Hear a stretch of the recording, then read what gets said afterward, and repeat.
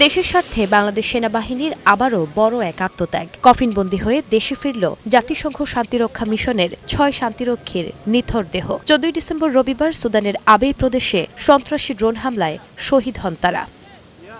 শনিবার বেলা ১১টায় তাদের মরদেহ বহনকারী উড়োজাহাজটি ঢাকার হজরত শাহজালাল আন্তর্জাতিক বিমানবন্দরে অবতরণ করে। পরে সেখান থেকে তাদের নিয়ে যাওয়া হয় ঢাকা সেনানিবাসে।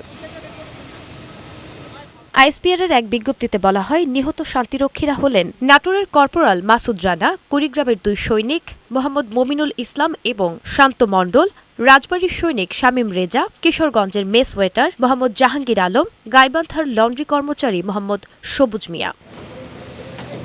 এছাড়াও এ হামলায় আরও ৯ শান্তিরক্ষী আহত হন। তারা কেনিয়ার নাইরোবির আগা খান হাসপাতালে চিকিৎসা শেষে হাসপাতাল ছেড়েছেন এবং অন্যান্যরা শঙ্কামুক্ত।